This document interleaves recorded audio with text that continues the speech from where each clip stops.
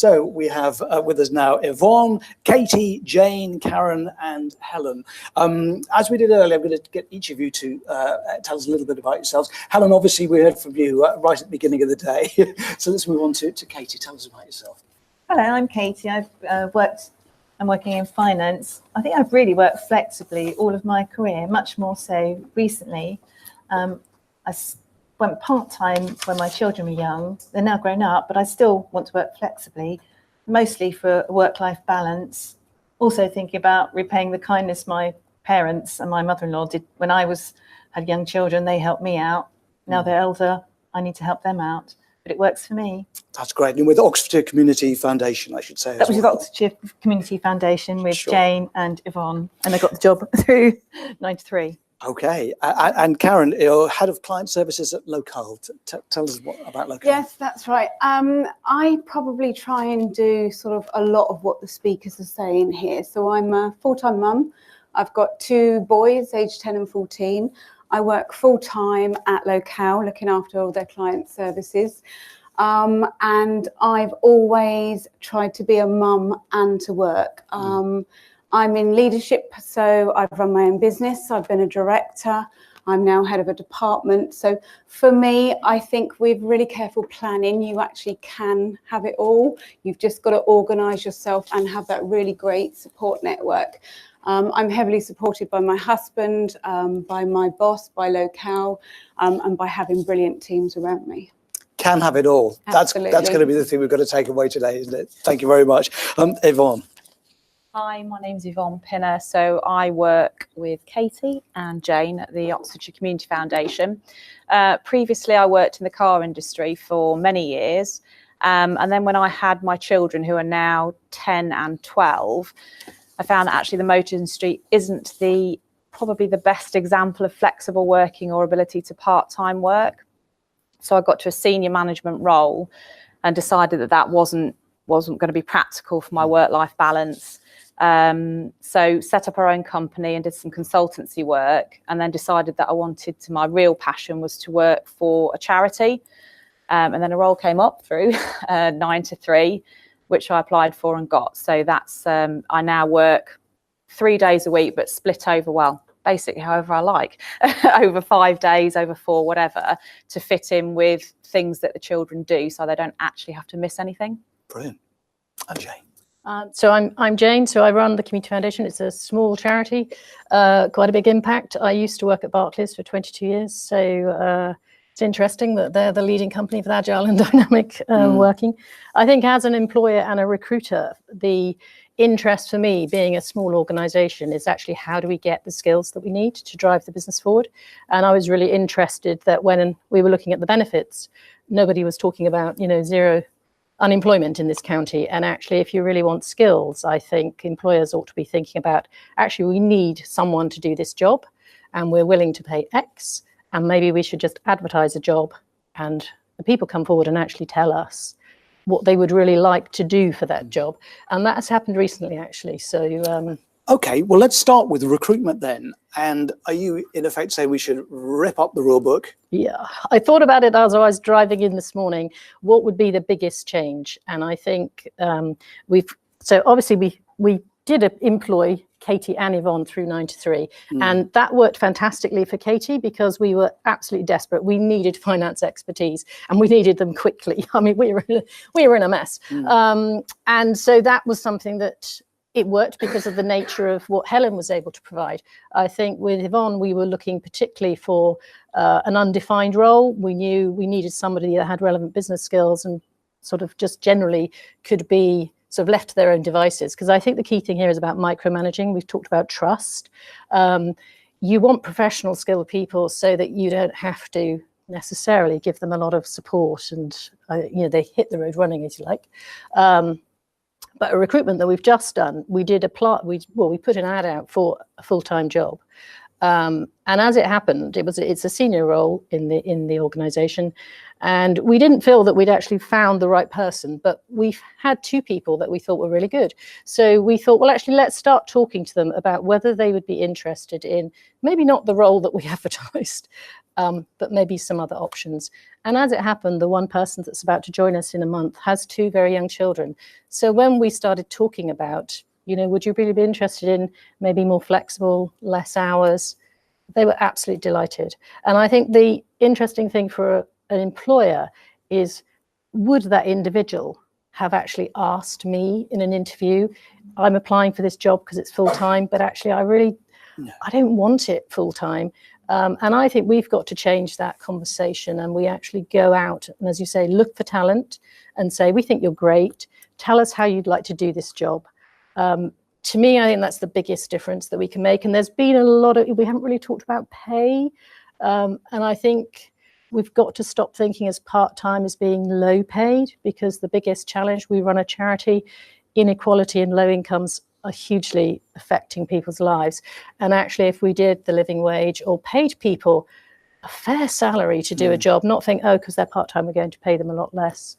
So you say what the salary is for the job, then we work out how best to do it. Yeah. Again, it sounds like a common sense approach, doesn't it, really? So much of what I'm hearing, though, is about people who've had to actually, off their own bat, get up and make the change happen, to do the work themselves. It wasn't necessarily offered by employers. It comes back again to this: how do we change the thinking, the psychology, the route, which is a traditional one that we all still seem to be having to work in? How do we do it? Any theories or ideas from your personal experience, perhaps? Katie? Yeah, I mean, I was lucky in the sense that, that finance does actually fit quite well into part-time working, which is what I was looking for, and to other sorts of flexible working. I must admit, though, that when my children came along, I didn't try. I left the job I was doing and found a completely different role, because I could see too many obstacles into trying to change and be the only person working in that way. I found a completely different job. So that's a major shift in your life, isn't it? Yes, it was. That was my choice to do that. But I just really felt it. I could see actually real obstacles in its client facing. It wasn't just my co-workers, my bosses that I would have to persuade. There would be paying clients who paid for everybody else that would want instant. So what would have been the ideal situation then? For what support would you like to have seen to help you perhaps stay doing the job you were doing if you're enjoying it? Possibly a job share, or a framework in which some of the obstacles could have been overcome. I really didn't see that it was going to work in the kind of environment that I was in at the time. So I just chose to do it another way. Sorry. Am I allowed to interject here? I mean, I'd be interested in everyone's opinions actually on that point with the client-facing roles. I don't know whether perhaps some of the law firms as well have this, but recently we're speaking to people who are kind of realising that actually clients have some respect for the fact that more people are working flexibly. So I don't know whether anyone's seen recently, there was a PR company in Gloucestershire, and they've now adopted a 4-day week, and that is their full-time week, happens to be 4 days. They trialled it for 6 weeks, and they put questionnaires out, not just to their members of staff, but also to all their clients. And the clients came back saying, actually, we didn't notice a drop in service.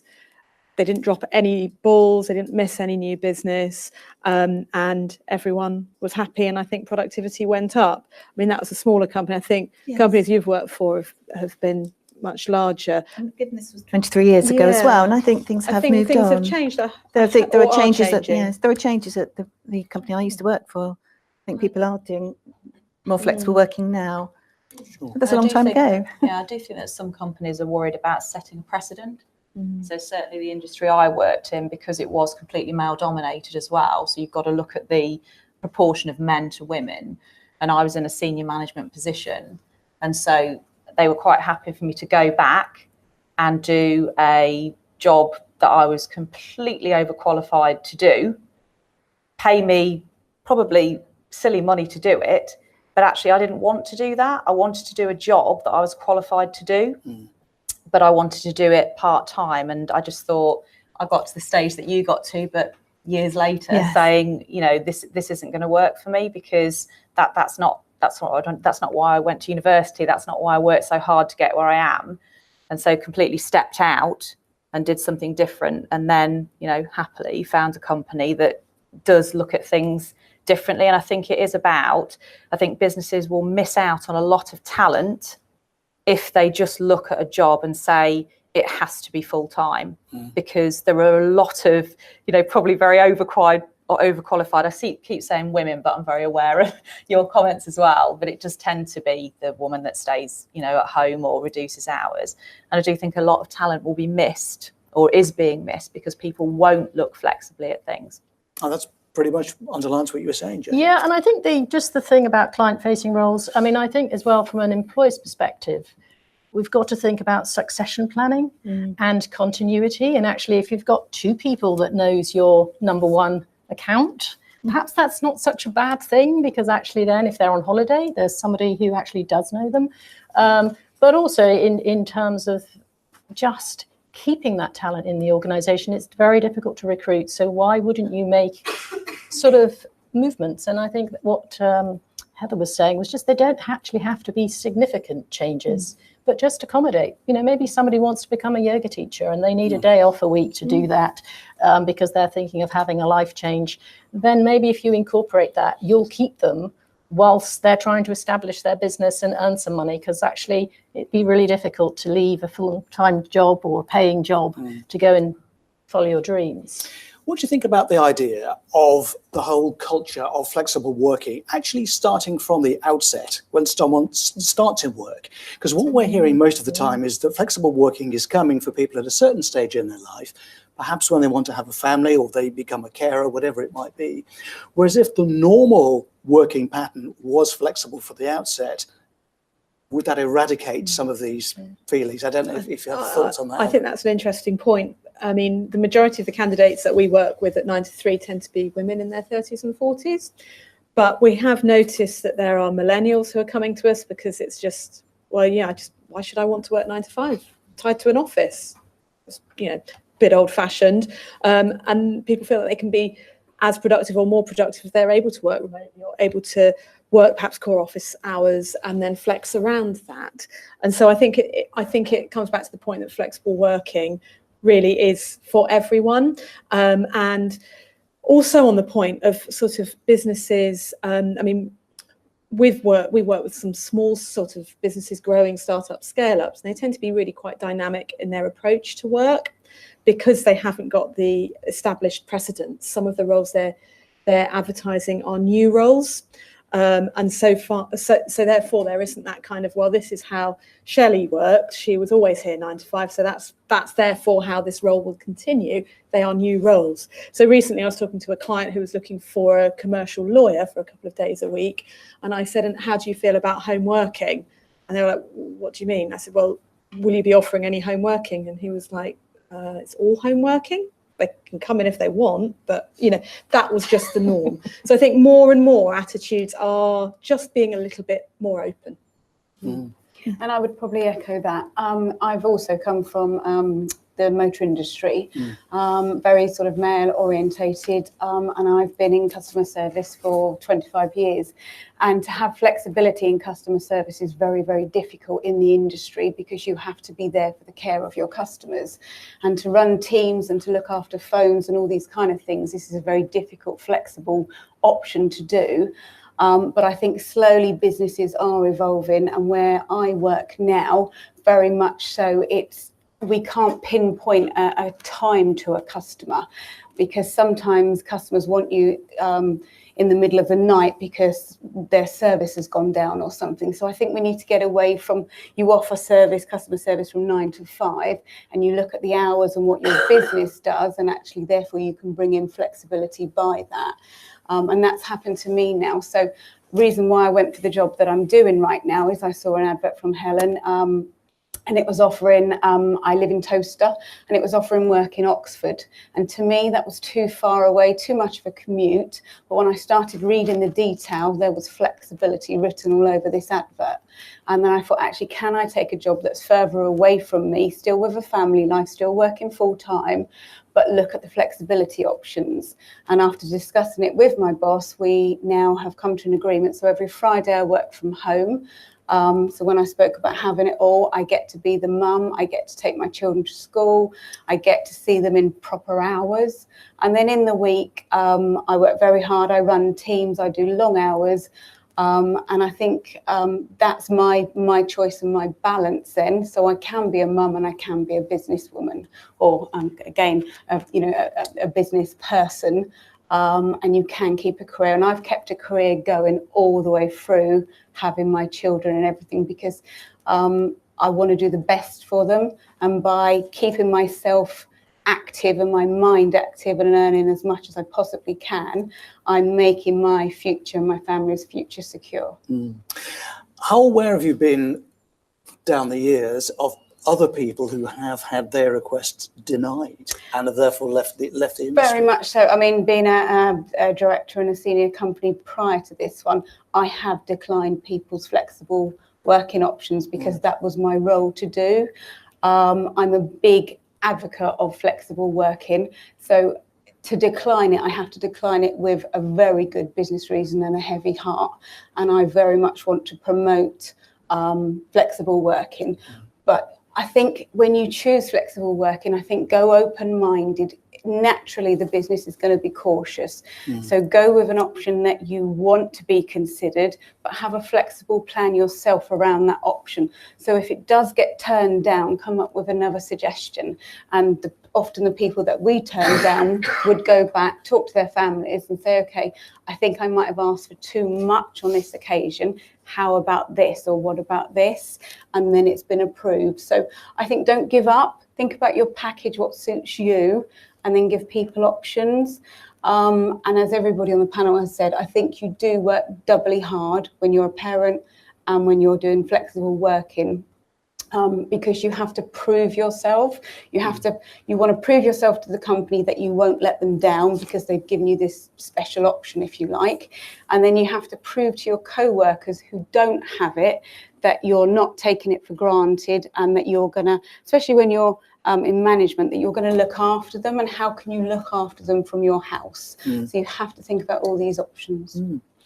Helen, have you had to make a business case to some of the companies who you kind of work with to show the advantages for them in recruiting people on a flexible basis?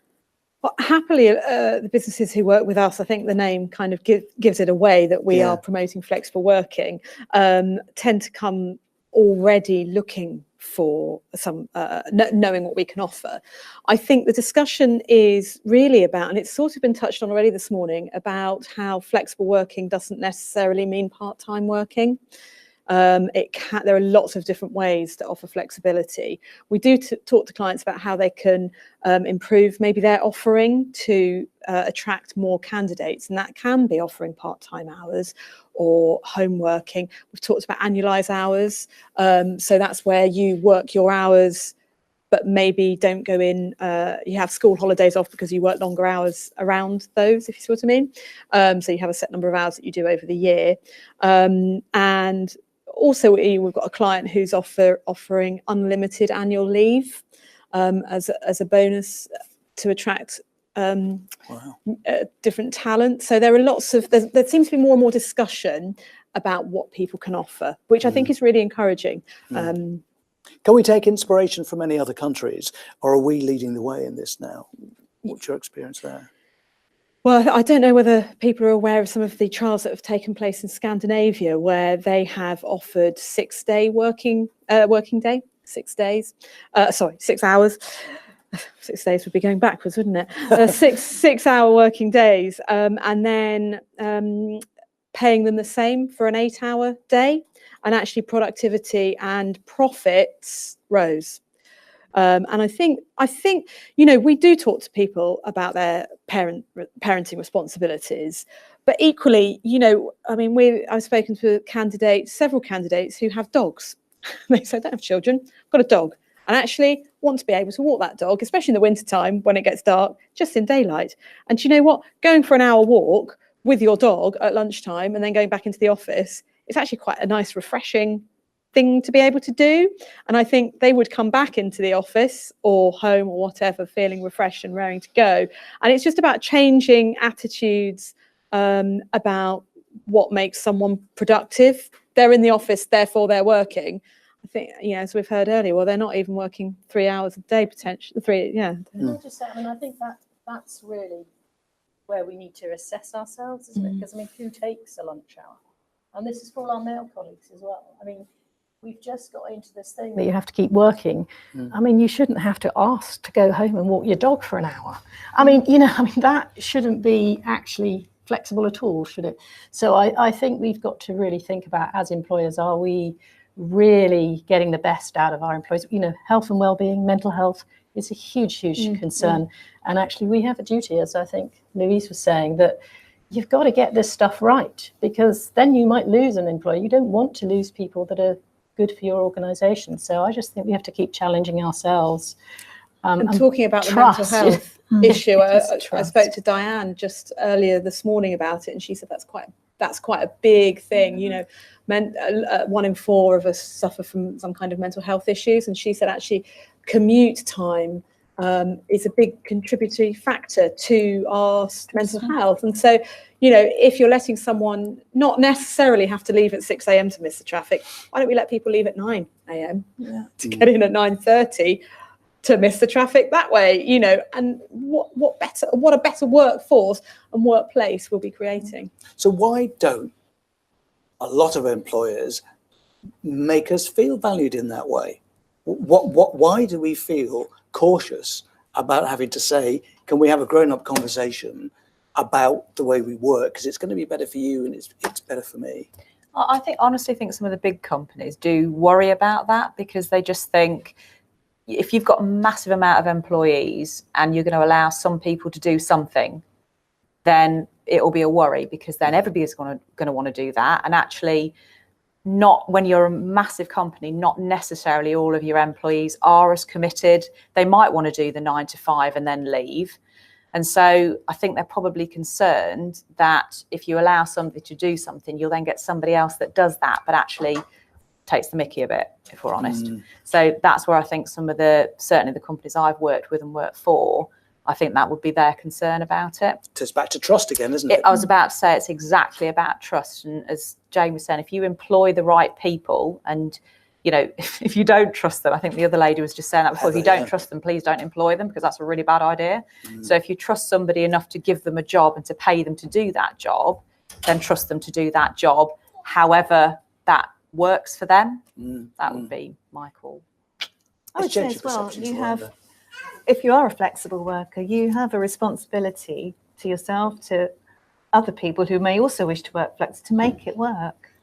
If you want it to happen, and you want it to happen in your company, and you want other people to enjoy those privileges, you must make it work as well. You have to be flexible, as well as the company being flexible. That's the way I see it. Taking responsibility. Yes. Yeah, absolutely. Okay. Let's open it up to some questions that people might have, or areas you'd like to discuss. Is there anything online, Jenna?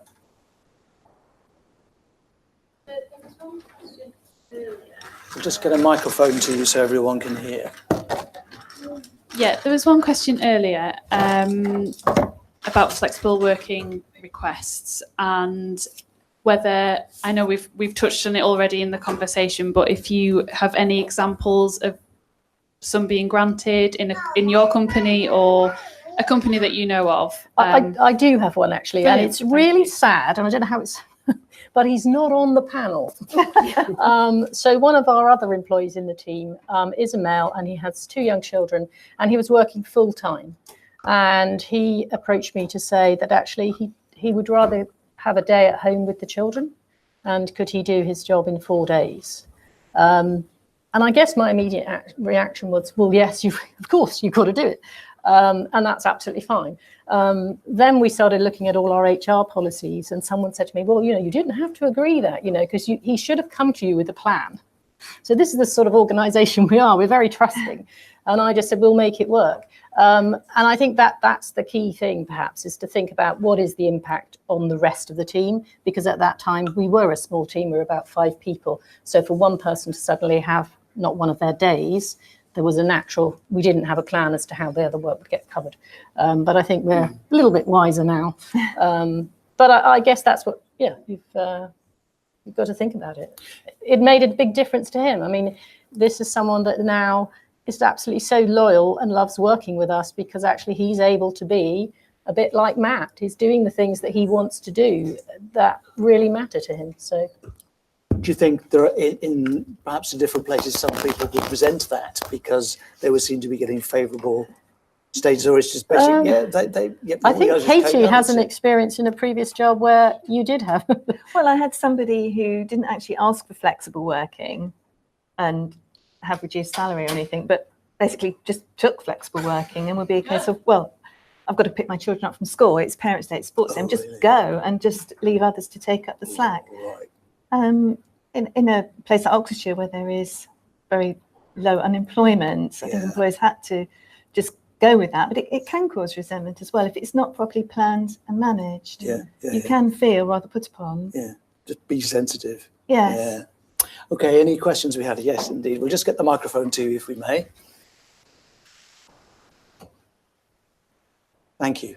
Thanks. Hi, my name's Emma, and I'm a flexible worker. Well, a part-time job share worker, actually. So this panel was called Flexible Working in Action. I just wondered if the panel had any practical tips about making job shares, part-time work, flexible working work for everyone. Things like managing emails when you're not coming in every day, communicating with co-workers, things like that. So just any practical tips any of the panel have, please. Brilliant. Okay, let's go along the road, shall we? I think just making yourself available to people, and it's part of giving that confidence to your team, to your customers, that it doesn't matter where you are available, you are contactable. So sort of setting out a plan, I will be at home and you can reach me between the hours of whatever and whatever. So they're not disappointed. So if they call you and say, I couldn't get you and then I couldn't solve something, they know where you are. And I think that helps to give confidence then, because they know you're doing something. I think it's very important to check in with people. Even though you're remote, you just check in. How's the day going? What's going on? Anything I need to know about? And just sort of be part of the team. I mean, where I work, we've got a flexible gentleman. He lives in Devon and his office is in Oxford. That's a huge commute for him. So he comes in once every 2 weeks, but very much so he's part of the team. We email him, he emails us, we invite him to socials, they do conference calls with him, and we just keep that link going so he feels very much part of the team and the team feels that he's doing the work that he should be doing. Need to feel valued. I think one thing that someone said to me once, they're in a similar position to you, and they sort of said, first, it was really important to set boundaries and set expectations, which kind of ties in with what you were saying. This is when I am available. And outside that time, you might struggle to reach me. And I mean, I'm really guilty of this. I find it quite difficult to put my phone down. I haven't got it on me now, twitching a bit. But you have to sort of, I think sometimes I have to say, I'm not going to be working now and I'm going to switch off, and I'm not expected either to work. So you have to kind of be in charge of those expectations a little bit and stick to them. Any other points? Any other examples? Well, I say I've spoken to my colleagues and I don't monitor my emails. I'm part-time, not remote. I don't monitor my emails when I'm not at work. I've just said, text me or phone me if it's really urgent and you need me, but otherwise I'll pick them up when I come into the office. And I think that is a really important factor, because you know that Katie's not there, but you do need to pass on information. So it's not necessarily information for action, but it's keeping up that communication of copying her in, so that actually she isn't in the dark when she comes in and doesn't know why we've had a massive donation into our bank account, because she's actually can remember that she's had the email. But actually then for me, you do have to control yourself and think, well, she's not going to reply because actually she's not in. So I think it's two-way thing. It's not just on the employee, but it's on the employer's expectations. So, and if you want to do things as a team, it is quite a challenge to find the day when everyone's in, or if we're going to a conference, it might be on. It can be hard to get certain things, just physical signatures or something, but you have to work at it and be flexible. Yeah, So, overcoming those difficulties. Yeah. Okay, any other examples that you'd offer? There's quite a lot to think about there. I would just say in terms of flexibility, it's about, so I work part-time, I work a certain amount of hours over the week, and if I'm not careful, I do a lot more hours than that. And so I do try to, as a rule, not read my emails, but it's quite difficult because obviously then you go in the next day and you know that you've got to start your day by doing all that. So it's also about being flexible in terms of, I say, for example, I'm saying I work from 9 till 2. If somebody can only see me at 4, then I'm not going to say no. So it's about you being able to flex your diary as well. And my husband tries to work at home quite a lot as well, so that works. But we're also in a situation where we don't have any family support at all. So it is us. So therefore, we have to organise ourselves quite carefully to make sure that somebody's actually there for the children. And the idea, obviously, of working flexibly is that I can be there most of the time. But as I say, it's about you being flexible as well, so that you don't miss out on a key meeting and say, well, I'm sorry, I can't do that because I'm going home at 2. but So you it's have a bit Friday off instead. We make exactly. sure that she doesn't do extra hours. Do complete overkill, exactly. It's okay, Emma. Thank you very much indeed. And we'll take one final question. We'll just get the microphone to you. Person in the red top. Hello, I'm Jo Bolt. Mine's actually, it's more of a point than a question, but I'd be interested to hear what other people think. I've been thinking about this, suggestions of other things that people do and that they benefit from, therefore can actually benefit their employers. And I wonder if we can maybe extend that further so that if we were to promote more flexible working and people perhaps having more portfolios of activities, it would actually benefit society further as well. And I'm thinking, for example, of things like the choir we mentioned, somebody going to choir, people walking their dogs, perhaps actually offering time to a community service or a charity, maybe as part of their day or a time out of work. And for example, I used to be in what was then the Territorial Army, it's now the Army Reserve, but that actually means that employers need to be able to be flexible to allow their staff to go off and effectively offer support to the nation if necessary and do training. But that also benefits the employers, and I think it provides this all-round benefit to society. But I do think we need a broader change of attitude overall. And I think it's really encouraging to hear that that's happening. How do we make that attitude move further, really? How do we try to encourage that attitude so that it's seen as a very positive thing that we have different things to do in our lives and it's not all about work? I'd say media representations as well in that case, perhaps in soaps, things that seem to change people's perceptions and minds about the world in which we live do have an impact. And perhaps it's something for broadcasters to think about as well. We did say final question, but you've got your hand up. It's okay. Go ahead. Do. Don't be sorry, it's all right. Just to slightly build on that around how we do that, I think there's a really important need to slightly monetize what we're talking about. Yes. So I came from the private sector. I took a pay cut to take this job. I'm not financially worse off because of the benefits I get from flexibly working. I save about £150 a month on fuel. Wow. So actually I was able to make changes to my life and I earn less. Now, actually, my former employer could have paid me less by providing me with this ability. So actually, sometimes if you can sort of, I hate to say you have to monetize it, but actually businesses understanding that it's not just about increased productivity, but actually people being able to afford, we're talking about at the moment that most people who live in poverty have a job. Well, actually, how do you turn that around and potentially you reduce their costs of having to work? It came out today that the worst impacted people by the crash are people who are currently aged 30 to 39. Actually, these are the prime people that would be looking at flexible working. So I just think there's a need to monetize slightly the benefit both to the employee and the business. And Sure. I don't think we talk a lot about that currently, although we do list it as a benefit. Yeah, of course. We've started the conversation here today. There's been so much for us all to think about. I'd like to thank everyone here on the panel, in fact, all our contributors today, for making it such an engaging, exciting session. And of course, thanks to you and the people who've been watching online for your input and for listening, really.